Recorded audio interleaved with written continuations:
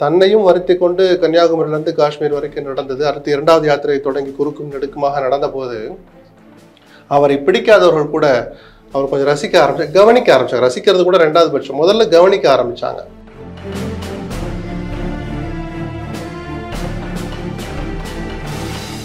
நீங்க இதை நீட்டை ஆதரிக்கணும், நீட்டை எதிர்க்கணும் நாம சொல்லக்கூடாது சார், அது விஜயினுடைய உரிமை. விஜய் மாதிரியான கவனிக்க தகுந்த பிரபலங்கள், கொண்டாடப்படுகிற இளைஞர்களால் சிறுவர்களாலும் ரசிக்கப்படுகிற ஒரு பிரபலம் போதைப் பொருளுக்கு, சிகரெட் போன்ற விஷயங்களுக்கு எதிராக கருத்து சொன்னா எங்க இருந்தாலும் நம்ம அதை வரவேற்கலாம். விஜய் தனியா நிக்கணும்னு நினைச்சதா 50 லட்சம் பேர் சேர்றான். அவர் சீமான்ட்ட போய் சேர்றாருன்னு சொன்னா அந்த 50 40 குறையலாம், 30 குறையலாம், நமக்கு தெரியாது. உள்ளூர்ல ஒரு கிராமத்துல கலாச்சாரம் காட்சி விற்கிறான்னா திமுக, அண்ணா திமுக, நாம் தமிழர், இடதுசாரிகள், விடுதலை சிறுத்தைகள் அத்தனை அரசியல் கட்சிக்கும் பணத்தை கொடுத்துட்டு தான் அவன் விற்க முடியும்.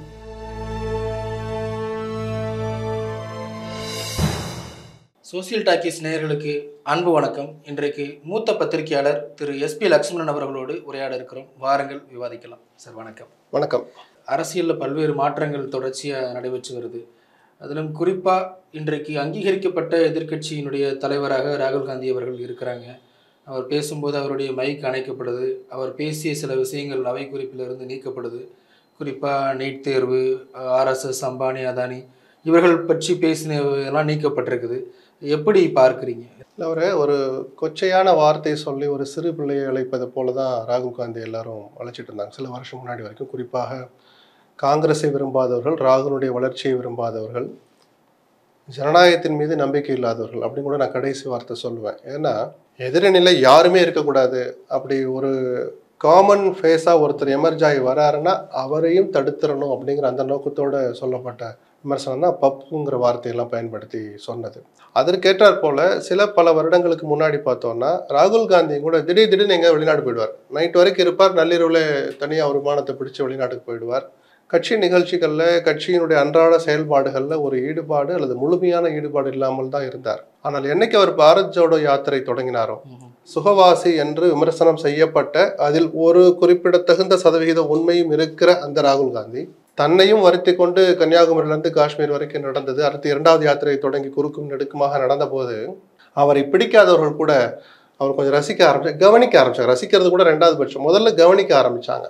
அதனுடைய பலனை தான் அதற்கு அந்த யாத்திரை நடந்த சில மாதங்கள் நடந்த சில சட்டமன்ற தேர்தல் ஆகட்டும், கர்நாடகா, இமாச்சல் மாதிரி, அதன் பிறகு இப்போது நடந்த நாடாளுமன்ற தேர்தல் வரைக்கும் ராகுல் காந்தியின் வயது அளவுக்கு கூட காங்கிரஸ் இடம் பிடிக்காது என்று விமர்சிக்கப்பட்ட அந்த காங்கிரஸ் கட்சிக்கு கிட்டத்தட்ட 100 இடங்கள் கிடைப்பதற்கு ராகுல் காந்தியினுடைய அந்த ஈடுபாடும் உழைப்பும் தான் காரணம். இது ஏதோ காங்கிரஸுக்கு, ராகுலுக்கு மட்டும் இல்லாமல் ஒட்டுமொத்தமாக அந்த கூட்டணிக்கு 200க்கும் அதிகமான இடங்கள் வந்த போது தான் கடந்த 10 ஆண்டுகளில் பிஜேபி அரசு, குறிப்பாக கடந்த 5 ஆண்டுகளில் நடந்த இரண்டாவது NDA அரசு, NDA கூட சொல்லப்படாது, அறுதி பெரும்பான்மை பெற்ற அசுரபலத்தோடு இருந்த பிஜேபி அரசு எதிர்கட்சி தலைவர் பதவியை கூட அவங்களுக்கு கொடுக்கறதுக்கு மனசு இல்லை. துணை சபாநாயகர் பதவியை கடைசி வரைக்கும் நிரப்பவே இல்லை.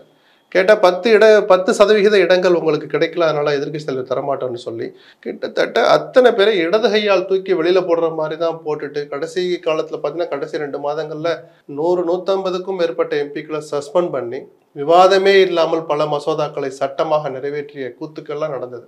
அது அத்தனைக்கும் முற்றுப்புள்ளி வைக்கிற மாதிரி இந்த முறை எதிர்கட்சியினருக்கு இந்த நாட்டு மக்கள் கொடுத்திருக்கிற அந்த அசுர பலம், ஏற்கனவே இருந்த பலத்தை ஒப்பிட்டோம்னா இது நிஜமாக அசுர பலம் தான்.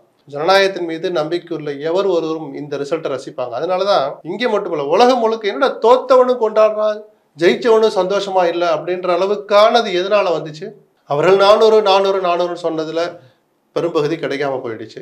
இவர்கள் அழிஞ்சு போயிடுவாங்க. காங்கிரஸ் முக்து பாரத், காங்கிரஸ் இல்லாத இந்தியாங்கிற வார்த்தையை ஒரு பிரதமரே சொல்கிற அளவுக்கு ஒரு வெறுப்பை கக்கிய போதும், பல்வேறு அவதூறுகளை சொல்லிய போதும், மத பிரச்சாரம் செய்த போதும், ஏதோ ராமர் கோயிலை கட்டிட்டா இந்த நாடே சுபிட்சமாயிடும், இறை நம்பிக்கைக்கு அதுக்கு சம்பந்தமே இல்லை, கட்டிட்டீங்க நானும் போக போறேன் நீங்களும் போக போறீங்க, அதுக்கும் வாக்களிக்கிறதுக்கும் இந்த அரசியலுக்கும் என்ன சம்பந்தம் இருக்கு? ஆனால் அது அரசியல்ல புகுத்தி அதில் ஒரு ஆதாயம் தேடணும்னு நினைச்சு அவர்கள் அப்படியெல்லாம் பண்ணது கூட ஒண்ணும் இல்லாம செஞ்ச இந்த ரிசல்ட்டை வச்சுதான் எல்லோருமே இன்னைக்கு சந்தோஷப்பட்டு இருக்கிறோம். ஆக ராகுல் காந்தியினுடைய அந்த செயல்பாடு, இந்த பலம் கொடுத்ததனுடைய வெளிப்பாடா தனக்கு கொடுக்கப்பட்ட அந்த கடமையை அவர் சரிவர செஞ்சிருக்காருன்னு தான் நான் பாக்குறேன். அவர் எழுப்பிய எந்த கேள்விக்கும் அவர்கள் சரியான பதில சொல்ல முடியல.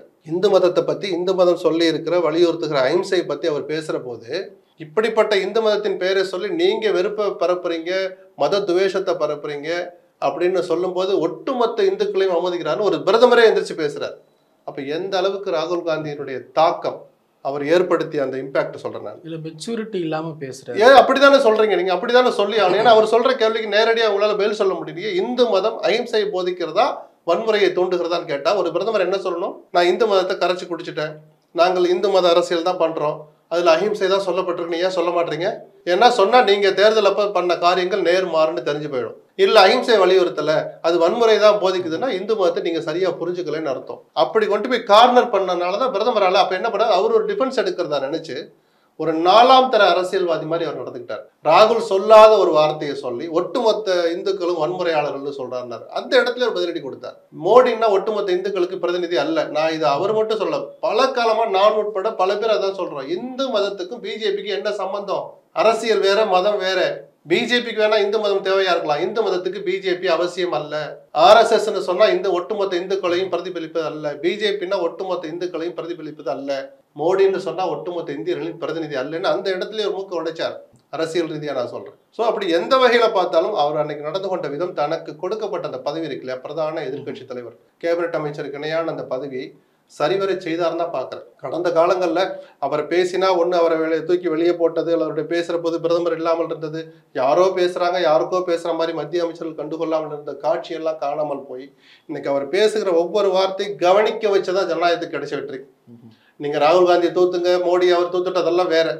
ஒரு எதிர்கட்சி பேசுற போது ஆளுங்கட்சி காது கொடுத்து கேட்கணும், பதில் சொல்ல கடமைப்பட்டவர்கள் நிரூபிச்ச காட்சியை தான் நம்ம நேற்று முன்தினெல்லாம் பார்த்தோம். வரவேற்க தகுந்த மாற்றம் அது.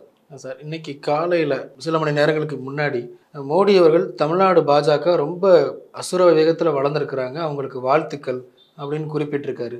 அதே நேரத்தில் மாநில தலைவர் அண்ணாமலை அவர்கள் வந்து வெளிநாட்டுக்கு கல்வி பயணமாக மேற்கொள்ள இருக்கிறார் அப்படிங்கிற செய்தியும் வருது.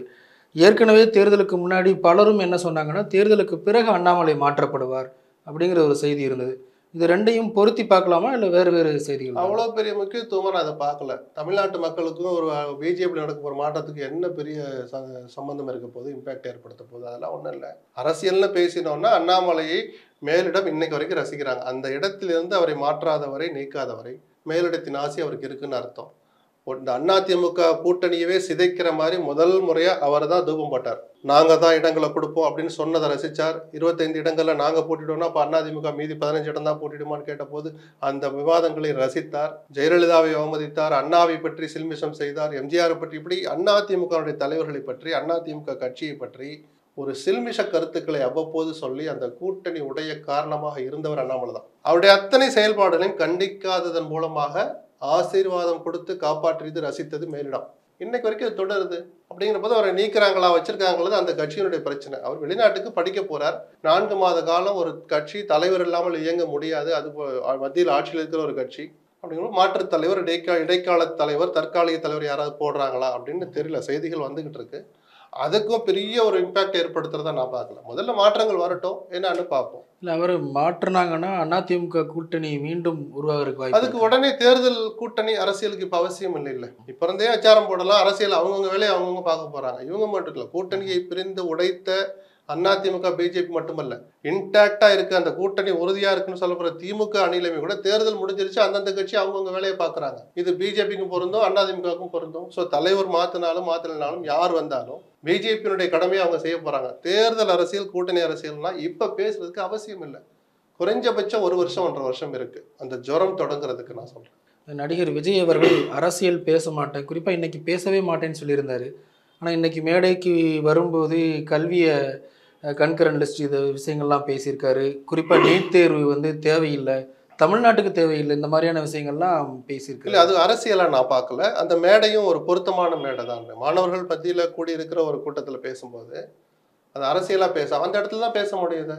எமர்ஜென்சி காலத்தில் மாநில பட்டியலில் இருந்தது பொதுப்பட்டியலுக்கு எடுத்துகிட்டு போய் நாம் நினைச்ச சட்டங்களை போட முடியல. இங்கே இருக்கிற கலாச்சாரத்துக்கு, இங்கே இருக்கிற பண்பாட்டுக்கு தகுந்த மாதிரியான விதிமுறைகளை நாம் கொண்டு வந்தால் கூட முழுமையாக அமல்படுத்த முடியாத அளவுக்கு நம்மளுடைய கைகளையும் கால்களையும் கட்டி போட்டிருக்குது அந்த கன்கரண்ட் லிஸ்ட்டுங்கிற அந்த ஒற்றை வார்த்தை. ஏன்னா இங்கே நம்ம ஒன்று சொல்கிறோம், அவங்க ஒன்று சொல்கிறாங்க, எங்களை கேட்காம நீங்கள் பண்ணாதீங்கிறோம். இது மாதிரி ஒரு 4-5 விஷயங்கள் கன்கரண்ட் லிஸ்ட்டில் போய் மாட்டிகிட்டு இருக்கு. அதைத்தான் நீண்ட காலமாக எல்லாரும் சொன்னாங்க. இன்னைக்கு விஜய் அதை பேசினதை ஒரு பத்திரிகையாளராக நான் வரவேற்கிறேன். இந்த மாதிரி பொது விஷயங்களை ஒரு வாயை திறந்து பேசணும்னு நான் சொல்லிட்டு இருக்கேன். சமூகத்தின் மீது அக்கறையுள்ள நடிகராகவே பேசணும்னு நான் எதிர்பார்த்தேன்.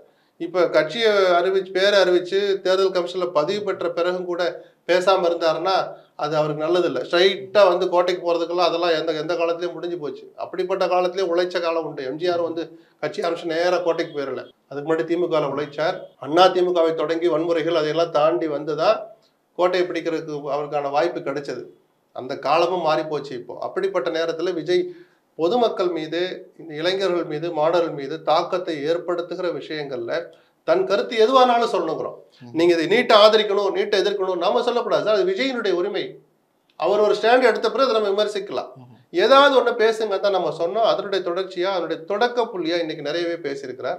மாநில பட்டியல், பொதுப்பட்டியல்லாம் சொல்லிக் கொடுத்தால் கூட சொல்லிக் கொடுக்கறத கற்றுக்கொண்டு தான் ஒரு தலைவர் இருக்கணும்னு நாம எதிர்பார்ப்போம். ஏன்னா நாளைக்கு ஆளப்போற உங்களையும் சேர்த்தா என்னையும் சேர்த்து ஆள போறாரு. ஏன்னா ஆளப்போறவர் எப்படி இருக்கணும், எனக்கு ஒரு குறைஞ்சபட்ச எதிர்பார்ப்பு இருக்கும்ல. ஸோ ஹோம்ஒர்க் பண்றாரு. இன்னும் கொஞ்சம் பேசணும், இன்னும் கொஞ்சம் பயிற்சி எடுக்கணும் அவர். இது பேசுற விதத்தை வச்சு. ஏன்னா முதல் முறையா ஒரு பொது மேடையில அரசியல் மாதிரி பொது பிரச்சனை பேசுறதுனால நான் இதை சொல்றேன். அப்போ அவர் சொன்ன பிரச்சனைகள் எடுத்து பார்த்தா, எமர்ஜென்சி காலத்துல பொதுப்பட்டியலுக்கு போன திரும்ப மாநில பட்டியலுக்கு கொண்டு வந்தா நமக்கான விஷயங்களை நாமளே தீர்மானிச்சுக்க முடியும். நம்ம மாணவர்களுக்கு என்ன வேணும், நம்ம எப்படிப்பட்ட கல்வியை கொடுக்கணும், அவனை எப்படி சோதிக்கணும், எப்படி யார் வெற்றி பெற்றதை அறிவிக்கணும், யார் தோல் அப்படின்னு நம்மை நாமளே எடை போட்டுக்கிறதுக்கான முழு சுதந்திரம் கிடைச்சிடும். மானிய பட்டியல் மாத்தினா அதை அவர் சரியான புள்ளியை தான் தொட்டிருக்கிறார். நீட் தேர்வு வேணான்னு சொன்னது ஆச்சரியம் இல்லை. அரசியலுக்கு வராத போதே அன்னிதா மறைந்த போது அவர் வீட்டுக்கே போய் ஆறுதல் சொல்லி நிதி உதவி எல்லாம் பண்ணினவர் தான் விஜய். அதனால அவர் எடுத்த ஸ்டாண்டு பொதுமக்களுடைய உணர்வுகளோடு ஒத்து போகுதுன்னு எடுத்துக்கலாம். அதை தாண்டி அரசியல்ல அப்ப இவர் திமுகவோட அப்படிலாம் நான் பேசணும் அவசியம் இல்லை. அண்ணா திமுகவுடைய ஸ்டாண்டு நீட்டு வேணாங்கிறது தானே. திமுகவுடைய ஸ்டாண்டு நீட்டு வேணாங்கிறது தான். அப்போ ஒரு யார் கூட கூட்டிட்டு போறான்னு இப்போ அதை போய் அரசியல் எல்லாத்தையும் புகுத்தணும்னு அவசியம் இல்லை. முதல் முறையாக வாய் திறந்து பேசியிருக்கிறார். வரவேற்க தகுந்த விஷயங்களை, மக்களின் உணர்வுகளை புரிந்து கொண்ட பேச்சுக்களா பேசினதுல நானும் அதை வரவேற்கிறேன். இல்லை, இதுக்கு முந்தானத்து பேசும்போது இந்த போதைப் பொருட்கள் பற்றியெல்லாம் பேசியிருந்தாரு. அதில் ஆளுங்கட்சியை மென்மையாக சாடுறப்போ, மென்மையானா அது ரொம்ப கடுமையா நான் திமுகவுக்கு ஒரு சவால் விடுகிறேன் அப்படின்னு பேசுகிற மேடை அது அல்ல. அதுவும் இதே கல்வி சம்பந்தப்பட்ட விஷயம். அதனுடைய தொடர்ச்சியானது. அன்னைக்கு கொடுக்க முடியாத மாவட்டங்களை இன்னைக்கு கொடுத்து பரிசுகள் கொடுக்குற விழா தான் இன்னைக்கு நடக்குது. அப்போ அந்த மேடையில் எப்படி நீங்கள் அரசியல் பேசுவீங்க? ஆனால் அதில் சொல்ல வேண்டிய அறிவுரையை சொன்னாருன்னு தான் நான் பார்க்குறேன். விஜய் மாதிரியான கவனிக்க தகுந்த பிரபலங்கள், கொண்டாடப்படுகிற இளைஞர்களால் சிறுவர்களாலும் ரசிக்கப்படுகிற ஒரு பிரபலம் போதைப் பொருளுக்கு, சிகரெட் போன்ற விஷயங்களுக்கு எதிராக கருத்து சொன்னால் எங்கே இருந்தாலும் நம்ம அதை வரவேற்கலாம். அவர் அதை சுயநலத்துக்கு பயன்படுத்துறாரா, கட்சி ஆரம்பிச்சனால தான் பயன்படுத்துறாரா, அதெல்லாம் விமர்சிக்கிறாலும் நீங்கள் அப்புறம் பேசுங்க. ஒரு பிரபலம் ஒரு தீய விஷயத்துக்கு எதிராக ஒரு கருத்தை சொன்னால் எதற்காக சொன்னாலும் நம்ம அதை வரவேற்கலாம். அப்போ என்ன சொல்றாரு, நீங்கள் சுய கட்டுப்பாட்டோட இருங்க, அரசு தடுக்கல வைக்கலைங்கிறதுல அப்புறம் வேற மேடையில் விஜய் பேசுறா நம்ம பார்ப்போம். கொள்கைகளை வெளியிட்ட ஒரு மாநாட்டில் பேசதான் போறாரு. அப்பயும் மௌனமா இருந்தாருன்னா நீங்க அப்புறம் விமர்சிக்கலாம். திமுகவோட மென்மையா போறாரு, இல்ல கடுமையா தாக்குறாருன்னு நம்ம அப்புறம் இடம் போடுவோம். ரெண்டு மேடையுமே கல்வி சம்பந்தப்பட்ட மேடை. அதுல இளைஞர்களுக்கு அறிவுரை சொல்ற மாதிரி மாணவர்கள் இந்த வயசு தான் பத்திக்கிற வயசு, நீங்க சுய கட்டுப்பாட்டோடு இருங்கன்னு சொன்னது ஒரு நல்ல அறிவுரையா தான் நான் பாக்குறேன். அப்ப சினிமால நீங்க சிகரெட் பிடிக்கலையா, அதான் இனிமேல் நடிக்கவே மாட்டேன்னு இருக்காரு, இன்னும் ஒரு படம் தான் நடிக்கிறேங்கிறார். அந்த ஒரு படத்திலேயாவது கட்டுப்பாட்டை கடைபிடிக்கிறாரான்னு, இந்த பேசுகிற பேச்சுக்கும் செயலுக்கும் சம்பந்தம் இருக்கா, மாறுபாடு இல்லாமல் இருக்கான்னு நம்ம பொறுத்திருந்து பார்த்துட்டு விஜய் விமர்சிக்கலாம். இன்னொரு படம் நான் தான் நடிக்க சொன்னேன் அப்படின்னு திரு சீமான் சொல்றாரு. தொடர்ச்சியாக நடிகர் விஜய் என்னை வந்து பார்க்குறாரு, என்கிட்ட ஆலோசனைகள் கேட்குறாரு. நிச்சயமாக நாங்கள் கூட்டணி அமைக்க போகிறோம், நான் தான் அரசியலில் பெரியவன், என்னுடைய தம்பி தான் விஜய், என்னை பின்தொடர்ந்து தான் வருவார், இப்படிங்கிற மாதிரிலாம் தொடர்ச்சியாக பேசிகிட்டு இருக்காங்க. நாம் தமிழர் கட்சியினரும் இல்லை நாம் தமிழர் கட்சியினர் பேசுறது வேற, சீமான் வாயிலிருந்து என்ன வார்த்தை வருதுங்கிறத நம்ம எடுத்து பேச முடியும். நான் தான் பெரியவன், என் பின்னாடி அவர் வருவாருன்னு அவர் சொன்னதா நான் பார்க்கல. ஆனால் தம்பி விஜயோடு இணைந்து செயல்பட தயார்னு சொல்லிக்கிறேன். சீமானின் அரசியல் களத்தில் அவருக்கு ஏற்பட்ட முதல் மனமாற்றம் அது. ஏன்னா 3% வாங்கினார், 4 வாங்கினார், 6 வாங்கினார், இப்போ 8% வாங்கி நிரூபிச்சுட்டு அங்கீகரிக்கப்பட்ட அரசியல் கட்சியாக மாறின பிறகும் அதுக்கு ஒரு அங்கீகாரம் வேணும்ல, அதுக்கு ஒரு பலன் வேணும்ல. 8%, 10%, நான் 20 ஆக்கிட்டேன், என்ன பிரயோஜனம்? ஒரு எம்எல்ஏ கூட ஜெயிக்க முடியல, 20% வச்சிருந்து என்ன பிரயோஜனம்? அப்போ மக்கள் மட்டத்தில் ஒழிக்கிற உங்கள் குரல் சட்டமன்றத்திலும் நாடாளுமன்றத்திலும் ஒழிக்கணுமேன்னு உங்க தம்பிமார்கள் கவலைப்படுவாங்களே, நானே பல நேரம் பேசியிருக்கிறேன், அந்த கருத்தை சொல்லியிருக்கிறேன். ஏன்னா அந்த அந்த ஆதரவுக்கு ஒரு அர்த்தம் இருக்கணும். அப்போ அவர் சிந்தனையோடு அவருடைய கொள்கைகளோடு ஓரளவு ஒத்து போகிற நபர்களோட கூட்டணி வச்சா தப்பு இல்லைன்னு நான் சொல்லிட்டு இருந்தேன். இப்போ அவருக்கு அது தோணி இருக்கு. மற்ற அரசியல் கட்சிகள் வைக்கிறதுக்கு முன்னாடி புதுசா வர ஒருத்தட்ட வச்சா டேமேஜ் கண்ட்ரோல், அப்பயும் சீமான் விமர்சனத்துக்கு உள்ளாவார். யாருமே தெரியல இருந்தாலும் நீங்க ஆரம்பிச்சீங்கன்னு ஒன்று வரும். அல்லது விஜயினுடைய ஆதரவு, இப்போ ஒரு ஆப்பை வெளியிட்டார், உறுப்பினர் சேர்க்கை 50 லட்சம் பேர் சேர்ந்ததா சொன்னாங்க. விஜய் தனியா நிக்கணும்னு நினைச்சதா 50 லட்சம் பேர் சேர்றான். அவர் சீமான்ட்ட போய் சேர்றாருன்னு சொன்னா அந்த 50 40 குறையலாம், 30 குறையலாம், நமக்கு தெரியாது. கெமிஸ்ட்ரி ஒர்க் அவுட் ஆச்சுன்னா 50 70 ஆகும். சீமான்ட்ட நீங்க போறீங்கன்னா நாங்களே நேரா சீமான்ட்ட போய் சேர்ந்துருமே, உங்கள்ட்ட எதுக்கு வரணும்னு கேட்பாங்களா, கேட்க மாட்டாங்க. ஸோ எல்லாத்துக்குமே அதுக்கு வாய்ப்பு இருக்கு. பட் டேமேஜ் கண்ட்ரோல் நான் தான் சொன்னேன், குறைஞ்சபட்ச பாதிப்பை ஏற்படுத்துகிற ஒரு தோழமையா அது இருக்க வாய்ப்பு இருக்கு. அது என்ன இம்பாக்ட் ஏற்படுத்தும்னு முதல்ல விஜய் தன் கட்சி கொள்கைகளை சொல்லணும். அந்த கொள்கைகள் சீமானுடைய அடிப்படை கொள்கையோட முரண்படாம இருக்கணும். எல்லாருமே கொள்கையை வச்சா கூட்டணி வைக்கிறாங்கல்ல, ஒரு காமன் மினிமம் ப்ரோக்ராம் அப்படின்னு ஒன்று இருக்கு. ஒரு காமன் பிளாட்ஃபார்ம்ல நிக்கிறதுக்குன்னு குறைஞ்சபட்ச தகுதிகள் இருக்கு. இல்ல திராவிடம்னு இல்ல, இந்தியம்னு இல்ல, தமிழகம்னு இருக்கு. அந்த அளவுக்கு சில விஷயங்கள சில சமரசங்கள் தான் தேர்தல் கூட்டணி. அது இல்லைன்னா அப்புறம் ஒரே கட்சியா இருந்துட்டு போயிருவாங்கல்ல. ஸோ இதெல்லாம் எந்த அளவுக்கு வருதுன்னு பாக்குறதுக்கு நமக்கு இன்னும் நாட்கள் இருக்கு. இப்போதைக்கு சீமான் மனசுல ஒரு மனமாற்றம் வந்திருக்கு. விஜயும் சீமானும் இணைந்து செயல்பட வாய்ப்பு இருக்கு. அந்த 2 பேரும் அப்படியே தனியா நிக்கிறாங்களா, இல்ல திமுக பிடிக்கலன்றது ஓரளவு நம்ம யூகிக்க முடியுது. அப்ப அதிமுகவோட சேர்றாங்கன்னா அது இன்னும் டேமேஜ் ஆகுமா, இல்ல அந்த கெமிஸ்ட்ரி இன்னும் ஒர்க் அவுட் ஆகுமா அப்படின்லாம் நம்ம யூகிக்கிறது கூட இன்னும் சில காலங்கள் போகணும். சார், தொடர்ச்சியா இந்த போதைப் பொருட்கள் பற்றிய செய்திகள் நம்ம பார்க்க முடியுது. நேற்றைக்கு கூட சிறையிலிருந்தே 40 கோடி மதிப்புள்ள போதைப் பொருள் கடத்தப்பட்டிருக்குது. இன்றைக்கு காலையில் செய்தியில் 2 கிலோ கஞ்சா வேலூரில் பிடிபட்டிருக்குது. அதே போல் தூத்துக்குடியில் இந்த பீடி கடத்துகிற அந்த இதுகள், இப்படி தொடர்ச்சியாக போதைப் பொருட்கள் பற்றிய செய்திகள் வந்துக்கிட்டே இருக்குது. இல்லை, அது அவமானகரமான உண்மை. அது உண்மையாக இருந்த உண்மை இருக்கும் தான் வருது. இது அவங்களுடைய கண்ட்ரோலில் வருது. இது தேசிய ஏஜென்சிகள் தான் இதை விசாரிப்பாங்க, நம்ம மாநில அரசுக்கு. இதெல்லாம் சுத்த ஹம்பக். இந்த மாநிலத்தில் நீங்கள் திராவிட மாடல் ஆட்சின்னு ஒன்று நடத்துறீங்க. எல்லா ஆங்கிள்லையும் இது நல்ல ஆட்சியாக இருக்கணும். இப்போ மரக்காணத்தில் கள்ளச்சாராய சாவுகள் நடந்த பிறகும் இந்த அரசு பாடம் கற்றுக்கலன்னு தான் நம்ம கள்ளக்குறிச்சி நடந்தது நிரூபித்தது. அதுக்கப்புறம் அவங்க நடவடிக்கை எடுத்தாங்க. முதலமைச்சர் 3 நாளாக தூங்கலை. இதெல்லாம் அடுத்து அது ஏன் நடக்க விட்டீங்க? அது நடந்த உடனே 876 பேரை கைது பண்ணுறீங்க. அப்போ அந்த இத்தனை மாசமா எதுக்காக அவனை வச்சுருந்தீங்க? இல்லை, கள்ளக்குறிச்சியில் அப்படி இத்தனை சாவு நடந்தாதான் அந்த விற்கிறவன் மற்ற இடத்துல விற்கிறவன் பூரா கைது பண்ண ஒரு இயல்பாக மக்கள் கேட்பாங்களா, கேட்க மாட்டாங்களா? அதுபோல் கஞ்சா விற்பனை தமிழ்நாட்டில் இன்னும் குறையவே இல்லை. திமுக தான் காரணம் அப்படின்னு நம்ம சொல்லக்கூடாது. ஆனால் மாரல் ரெஸ்பான்சிபிலிட்டி, மக்கள் யாரு கீழே ஆட்சியை கொடுத்துருக்காங்க, உங்கள் கடமை அது. விற்கிறவன் எவனா இருந்தாலும் தடுக்க வேண்டியது உங்கள் கடமை. இப்போ திமுக காரவங்களால தான் கள்ளச்சாராயம் காய்ச்சினாங்கன்றதை நான் ஏற்றுக்கவே மாட்டேன். உள்ளூர்ல ஒரு கிராமத்துல கள்ளச்சாராயம் காய்ச்சி விற்கிறான்னா திமுக, அதிமுக, நாம் தமிழர், இடதுசாரிகள், விடுதலை சிறுத்தைகள் அத்தனை அரசியல் கட்சிக்கும் பணத்தை கொடுத்துட்டு தான் அவன் விற்க முடியும். ஆமாவா இல்லைன்னு அந்த தலைவருடைய மனசாட்சி சொல்லும். இதுல அரசியல் வேறுபாடே கிடையாது. அதனால ஒரு குறிப்பிட்ட கட்சி அரசியலுக்காக சொல்றது தப்பு. ஆனால் மாரல் ரெஸ்பான்சிபிலிட்டி யார் கையில் இருக்கு? திமுக ஆளுகிற இந்த அரசின் கைகளில் இருக்கு. கஞ்சா விற்பனையை தடுப்பதில் இந்த அரசு இன்னும் முனைப்பா செயல்படலைன்னா, நீங்க மற்ற எல்லா விஷயங்கள்லையும் நல்லா செயல்பட்டால் கூட இது உங்கள் தலையில தான் வந்து விடியும். அந்த தேர்தல் ரிசல்ட்ல கண்டிப்பா எதிரொலிக்கும். அது சார், அமைச்சர் அவர்கள் பேசும்போதே டாஸ்மாக்ல கிடைக்கக்கூடிய சரக்குல கிக்கு இல்லை, அதெல்லாம் ஒரு போற போக்குல சொல்ற ஒரு வார்த்தை. நீங்க அதை எடுத்துட்டு விவாதிக்கிற அளவுக்கு ஒன்றும் இல்லை. துரைமுருகன் என்ன விவரம் தெரியாதவரா? இன்னொன்னு சொல்லட்டுமா, அந்த வார்த்தையில உண்மை இல்லைன்னு நினைக்கிறீங்களா? அவர் சொன்ன வார்த்தை நிஜம். அது விமர்சிக்கிறேன்னா உட்காந்து மேடை போட்டு மணிக்கணக்கில் துரைமுருகனை கிளிக்கலாம். கோர் பாயிண்ட் எடுத்துட்டு பார்த்தா ஆமா, எதுக்காக வாங்க போறார்? 2 விஷயம். அவர் இன்னொரு விஷயத்த சொல்ல மறந்துட்டார். ஆட்சி அதிகாரத்தில் இருக்கிறனால ஒரு விஷயத்த மறைக்கிறார். விலை அதிகம் அப்படின்னு தான் வாங்க போறான். நீங்க மலிவு விலையில கொடுங்க. சாராய கடை மூடுறது, டாஸ்மாக மூடுறதுலன்னு முடிவு பண்ணிட்டீங்க. அது சாத்தியம் இல்லைன்னு அண்ணாமலையும் சேர்த்து சொல்ல ஆரம்பிச்சார். இப்போ பூரண மதுவிலக்கு சாத்தியம் இல்லைன்னு. அப்ப மலிவு விலை மது நீங்களே ஒண்ணு கொண்டு வாங்க. அதுக்கு டாக்ஸை குறைங்க. ஏழைகள் கிராமங்கள்ல அதை கொண்டு வைங்க. நகர்ப்புறங்கள்ல அது வேண்டாம். நான் சொல்ல புரியுங்களா?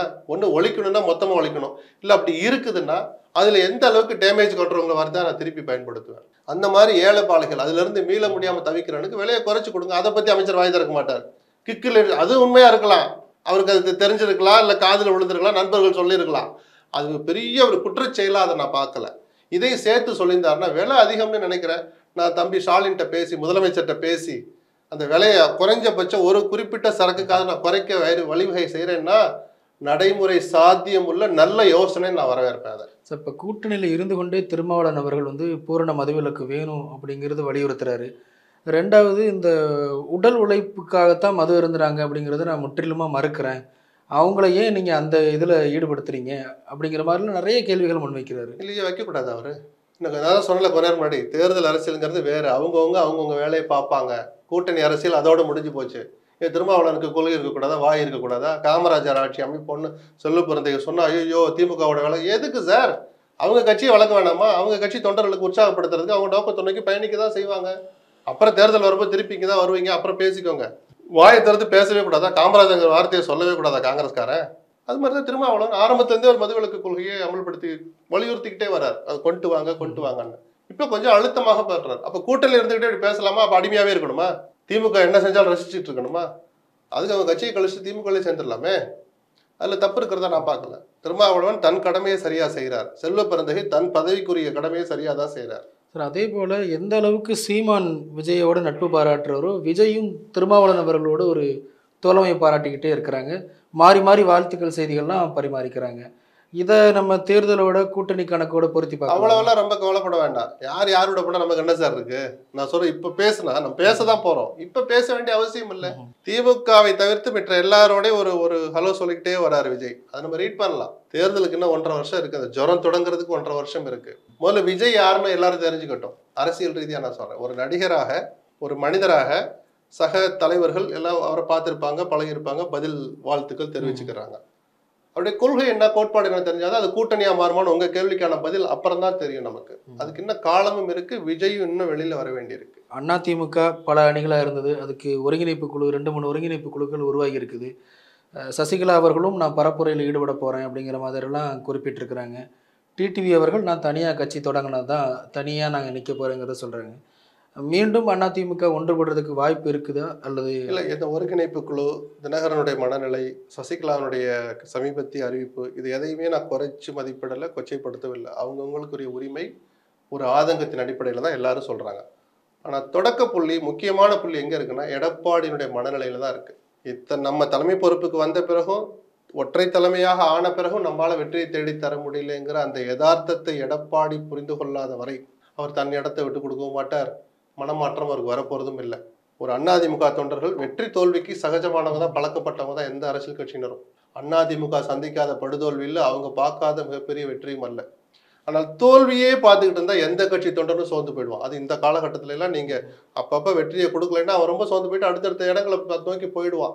யார் செஞ்ச புண்ணியமோ அதிமுக தொண்டை இன்னைக்கு அப்படியே ஓரளவு கிட்டத்தட்ட 90% அப்படியே இருக்கிறாங்க. அதை தக்க வைக்கிறது எடப்பாடியினுடைய கைகளில் தான் இருக்கு. அவர் மனசுல ஒரு மனமாற்றம் வர, மனமாற்றம்னா ஏதோ ஒரு இவ்வளவு நாளா கிரிமினலா இருந்தார், இனிமேல் நம்ம குற்றமே செய்யக்கூடாது அப்படி சொல்லலை நான். நம்ம ஒரு சில கணக்குகள் போட்டோம், அந்த கணக்கு சரியா வரல. 21லயும் வரல, 24லயும் வரல. அப்ப நம்மளுடைய கணக்குகளை மாற்றணும், கணக்கு போடுற விதத்தை மாற்றணும், நம்மளுடைய அரசியல் பாதையை, அரசியல் பார்வையை மாற்றணுங்கிற முதல் மனமாற்றம் எடப்பாடி கிட்ட வராத வரைக்கும் அதிமுக ஒற்றுமை என்பது சாத்தியம் அல்ல. அது சசிகலா நினைச்சாலும் சரி, ஓபிஎஸ் நினைச்சாலும் சரி. இல்லை, சசிகலா அவர்கள் நீண்ட காலமாக சைலண்ட் மோட்ல இருக்காங்க. திடீர்னு வராங்க. அதுலதான் அவர் தப்பு பண்ணிட்டார். அவர் சிறையிலிருந்து வந்து ஒரு 6 மாதங்கள் உடல்நிலையை பார்த்து சரி பண்ண பிறகு அவர் செய்திருக்க வேண்டிய அரசியல் இது அல்ல, மௌன அரசியல் அல்ல. அவர் தப்பு கணக்கு போட்டார். அது நம்மளால உருவானவங்க தானே, நம்ம கிட்ட வந்துருவாங்க, நம்ம சொன்னா கேட்பாங்கன்னு. ரைட்டு, அது அவரால் உருவாக்கப்பட்டங்கிறத யாருமே மறுக்கல. அவருடைய தயவு இல்லாமல் இந்த அடையாளத்துக்கு வரவே இல்லைங்கிறத யாரும் மறக்கல. ஆனா காலம் மாறிடுச்சு, ஒருவேளை ஆட்கள் மாறிட்டாங்கன்னு அவர் புரிஞ்சுக்கிறதுக்கு 3 மாசம் போதும், அதிகபட்சம் 6 மாசம் போதும். சசிகலாவும் புத்தி உள்ளவர் தான். எதனால அதை புரிஞ்சுக்காமல், அது புரிஞ்சிருந்தும் ஏன் மௌனமா இருந்தாங்களோ எனக்கும் வருத்தம் உண்டு. இனிமேலும் நான் பொறுக்க மாட்டேன்னு சொல்லியிருக்கிறார். என்ன செய்யறாருன்னு பார்ப்போம். பட் எகைன் நான் எங்க வந்து நிற்பேன், அவருடைய எந்த முயற்சியும் நான் குறைச்சி சொல்ல மாட்டேன். எடப்பாடியினுடைய மனசுல மாற்றம் வராத வரைக்கும் அதிமுக ஒற்றுமை சாத்தியம் இல்லைங்கிற நான் இன்னொரு வலியுறுத்தி சொல்றேன். நிறைவு கேள்வியா, விக்கிரவாண்டி இடைத்தேர்தல் எந்த அளவிற்கான தாக்கத்தை உண்டாக்கும்னு நினைக்கிறீங்க? ஒன்றும் இருக்காது. ஆளுங்கட்சி ஜெயிக்கிறதுக்கு நிறைய வாய்ப்பு இருக்கு. பணபலத்தை இறக்குவாங்க. ஒரு 5000 ஓட்டுக்கு ஒரு மந்திரின்னு பிரிச்சு விட்டாங்க. அப்படிங்கிற போது ரொம்ப சுலபமா ஆளுங்கட்சி ஜெயிக்கிறதுக்கான வாய்ப்புகள் இருக்கு. என்னன்னா, சில ஈக்குவேஷன், சில கணக்குகள், வாக்கு எண்ணிக்கை, நம்ம வாங்குற வாக்கு, இதெல்லாம் காமிச்சு இந்த மீதம் இருக்கிற இந்த 1.5 ஆண்டு 2 ஆண்டுகள் அரசியலை நவுத்திட்டு போறதுக்கு, அல்லது அந்த 2ஆம் ஆண்டு முடிவில் வர்ற சட்டமன்ற தேர்தலில் கூட்டணி பேரங்களை பேசுவதற்கு ஒரு தியரியை உருவாக்குறதுக்குன்னு இந்த வாக்குகள் பயன்படலாமே தவிர, ஐயோ வெற்றியே மாறப்போகுது அப்படி இப்படிலாம் எனக்கு சொல்றதுல வாய்ப்பு தோணலை எனக்கு. திமுகவுக்கு வெற்றி வாய்ப்பு இருக்கு, அவ்வளவுதான். இது எதையும் பிரதிபலிக்கிறதாவும் நான் எடுத்துக்க மாட்டேன். இப்போ 2வது இடம் பாமக அல்லது நாம் தமிழர் யார் வர்றாங்கன்னு பார்ப்போம். அதான் சொல்ல, யார் வந்தாலும் அது வரப்போற 2 வருஷத்து அரசியல்ல அவங்க அதை பயன்படுத்துவாங்கன்னு சொன்னேன். ஒருவேளை நாம் தமிழர் செகண்ட் வந்துச்சுன்னு வச்சுங்க, சீமானுடைய பரப்புரை எப்படி இருக்கும்? நாங்கள் வளர்ந்துகிட்டு இருக்கோம், எவ்வளோ பெரிய கட்சியை நாங்கள் பின்னாடி தள்ளிட்டு அவங்க கோட்டைக்குள்ளேயே 3ஆம் இடத்துக்கு தள்ளிட்டோன்னு பேசுவார. யார் வேணாலும் எங்க அரசியல் பண்ணலாம், இங்கே உங்க பருப்பு வேகாது, பாமக அந்த வார்த்தையை சொல்லலாம். நான் ஜனநாயகத்துல தேர்தல் வாக்குப்பதிவே நடக்காத போது இவங்க தான் ஜெயிப்பாங்கன்னு அறுதிட்டு சொல்லக்கூடாது. நான் வாய்ப்பு இருக்குன்னு தான் சொல்றேன். பாமக ஜெயிச்சுன்னா அந்த அரசியல் வேற மாதிரி அவங்க நடத்த ஆரம்பிப்பாங்கல்ல. அவங்க கேட்க போற கூட்டணியில கேட்க போற சீட்டு எண்ணிக்கை, இது இந்த மாதிரி விஷயங்களுக்கு அது பயன்படுமே தவிர வேற நயா பைசா பிரயோஜனம் இல்லை மக்களுக்கு. அதனால மிக்க நன்றி. நன்றி.